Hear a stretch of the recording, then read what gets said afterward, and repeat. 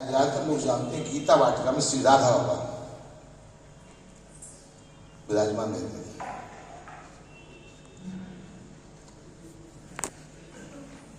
उन्होंने एक बार आदेश दिया कि भैया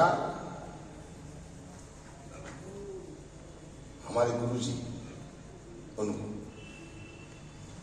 बोले आप जब वृंदावन से आए गोरखपुर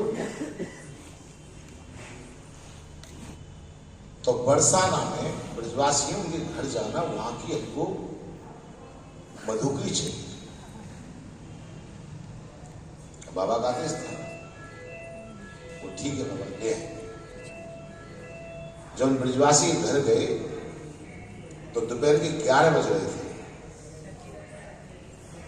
ब्रजवासी चूल्हे पर रोटी बना रहे थे और ब्रजवासी जूते पहन करके चारपाई पर सो रहे थे।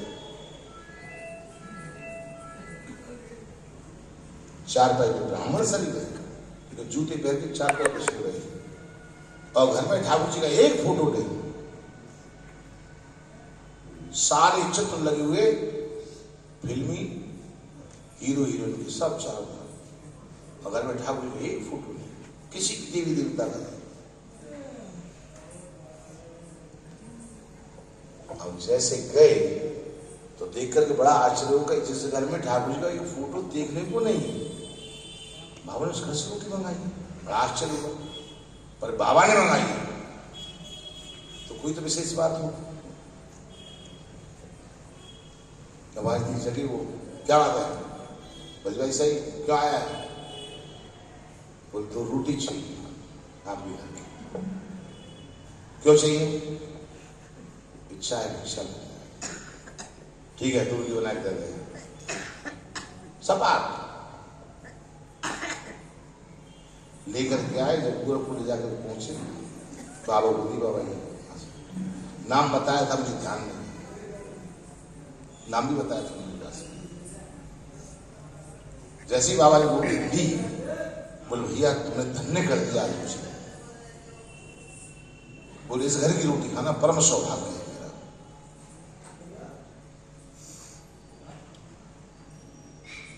बाबा ने रोटी दी, बड़ा सुख मिला। तो उन्होंने सही बोले बाबा आपने मंगाई तो विशेष बात है, क्यों आप तो प्राय किसी घर की भिक्षा लेते ही नहीं, आपने कही विशेष बात है, पर जो जाकर दृश्य मैंने देखा है मन संकेत है कि आपको उस घर से रोटी क्यों मंगाई। तो मैंने जो दृश्य देखा सारी घटना बताई। बोले भैया मुझे भी नहीं पता, मुझे तो आदेश हुआ है ठाकुर का उस घर की मधुकरी का, मैंने मंगाई। बोले तुमको इसका शंका समाधान करना तो वहीं जाकर वही बताएंगे, मैं नहीं बता सकता। तो मन में जो शंका ने जन्म लिया था, बाबा ने मंगाई, इस पर विश्वास है, बाबा साधारण व्यक्ति नहीं जिसके यहां से मंगाई है, पर पुष्टि करना चाहते थे उसको। वृंदावन आकर के पुनः बरसाने गए, तो अब क्यों आया है, बोले एक शंका समाधान के लिए आया। बोले क्या बात है, बोले जहां के लिए मैं रोटी लेकर गया था वो मंगाने वाले साधारण नहीं है, आपके घर से मंगाइए, इसकी कोई विशेष बात है, परंतु आपके घर की परिस्थिति जो मैं देखता हूं जिस प्रकार की आपकी रहनी है, उनको कोई पुत्र नहीं था, केवल बेटियां थी, 3 या 4 बेटियां थी बस।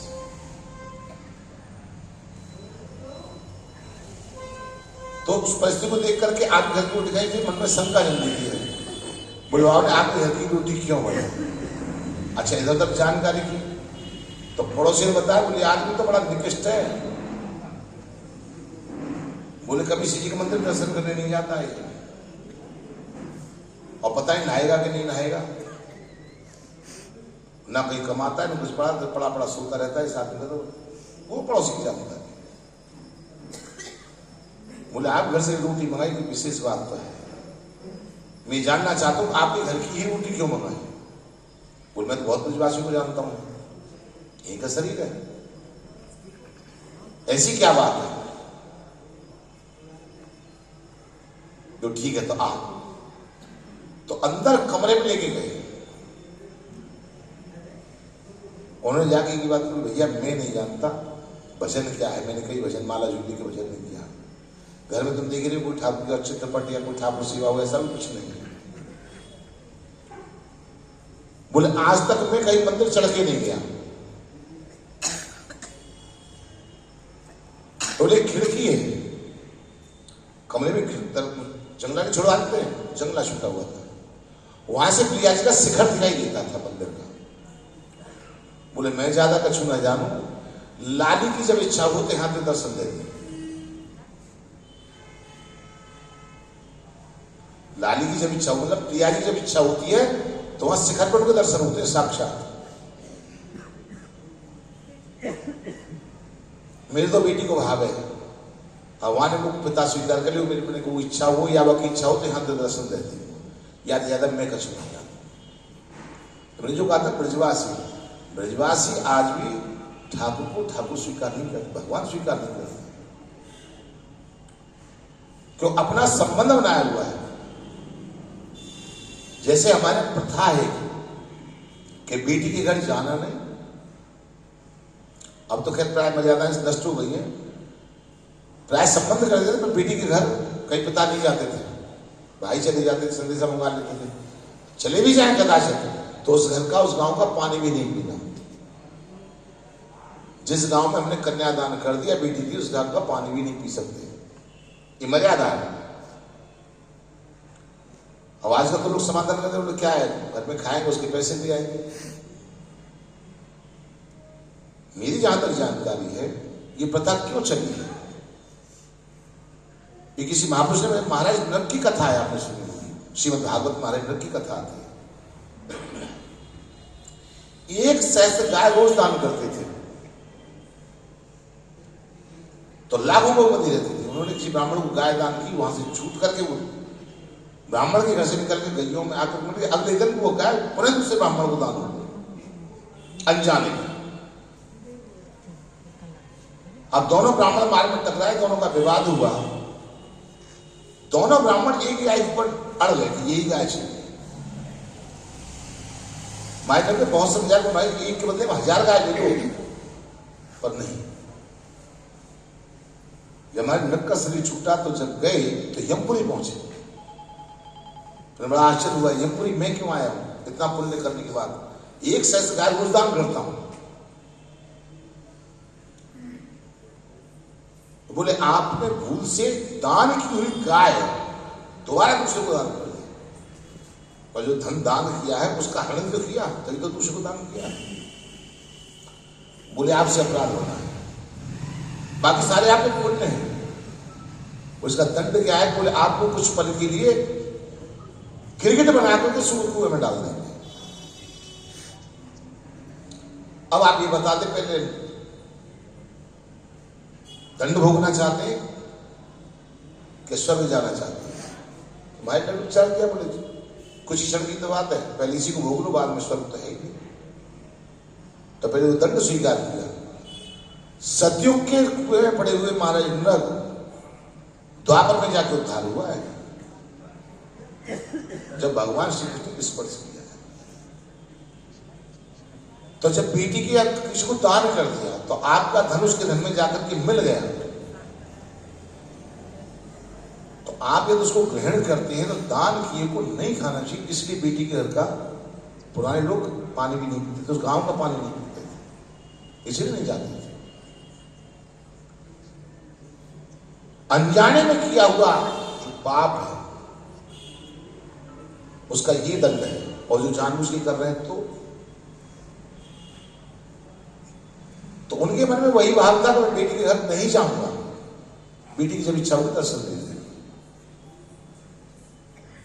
ये कोई कार्य सत्य घटना है, हमारे जीवन के सामने की घटना है, और उनकी सारी बेटी को बड़े संपन्न परिवारों में हुआ है, और खूब दान दहेज देकर के विदा किया है, जब सामने वाले कुछ नहीं कर, सब श्री के पास।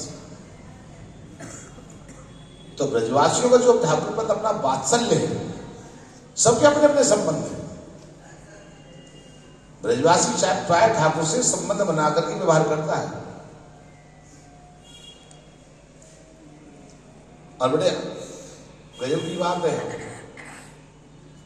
देखिए ठाकुर जब अवतरित हुए हैं ब्रज में, तो जहां गए ब्रज के बाहर, चाहे मथुरा गए, चाहे द्वारका गए, चाहे हस्तिनापुर गए, वहां कहीं ना कहीं झगड़ा और सुपड़ा साफ किया है, सबको बड़ा दंड दिया है। लेकिन ब्रज में ठाकुर चाहे किसी ने ताड़ना दी हो, चाहे कैसा व्यवहार के, यहां किसी को कुछ नहीं बिगाड़ा, तुम बच्चे रहो, बने रहो सब। यहां किसी को मारा है? किसी ब्रजवासी को नहीं मारा है।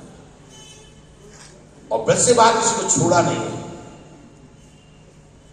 द्वारका में अपना पूरा परिवार नष्ट कर दिया, खड़े खड़े तमाशा देखते रहे। तो ब्रजवासियों में ठाकुर की बड़ी कृपा है। ब्रजवासी जो संबंध मानते हैं, ठाकुर संबंध को स्वीकार करता है। यह है कि इसी से ब्रजवासियों को अहंकार है, सीधे को किसी से बात नहीं करते। ये ठाकुर का प्यार है। और ब्रजवासियों में ठाकुर कृपा नहीं हो तो ब्रजवासियों पे है क्या? क्या है ब्रजवासियों को? कुछ है, लेकिन सबका जीवन चलाता है, इसकी कृपा ही तो है। ब्रजवासी इनको अपना मानने बात अलग है, पर सबसे बड़ी बात है कि प्रिया प्रीतम दोनों ने ब्रजवासियों को अपना माना है। ये मेरे अपने हैं। तभी तो ब्रजवासियों के बहुत से ऐसे अपराध हो जाते हैं ठाकुर पर अक्षम्य, और ठाकुर सहज में क्षमा कर देता है, थोड़ा सा हिला करके छोड़ देता है, अपना है ज्यादा नहीं। तो ठाकुर लीला बड़ी विचित्र है। और इनको चाहिए क्या? प्रेम, संबंध। देखिए ठाकुर से जहां संबंध आपने बना लिया, आपके मन में आए जो संबंध बना लो, प्रेम का न बने शत्रुता का मान लो। प्रेम का नहीं बन सकता है, शत्रुता का बना लो। क्या कंस को नहीं मिले, रावण को नहीं मिले? मिले हैं, तो उन्हें कौन सा प्रेम किया है? पर विरोध जबरदस्ती किया। विरोध भी करो तो तब की करो। जो संबंध बनाए ठाकुर से बनाओ, पर पूरा बनाओ, आधा नहीं। आधा संबंध नहीं, ठाकुर आधे संबंध को स्वीकार नहीं करता। पूरा संबंध जो बनाना है, पूरा संबंध बनाओ। ठाकुर पर छोड़ने वाला नहीं। आज तो चर्चाएं दिमाग में है, परसों की चर्चा हुई थी, इसलिए आज स्मृति होगी ठाकुर की कृपा से। मैंने आप घटना सुनाई है। तो ब्रजवासियों बड़ी कृपा है ठाकुर की। तो ठाकुर जी मुखाग्र से बचनामृत से जय जय सरकार, बचनामृत से उनको, उसके बाद 5 मिनट कीर्तन, और उसके बाद लीला दर्शन करेंगे परस्पर मान। जय जय श्री राम।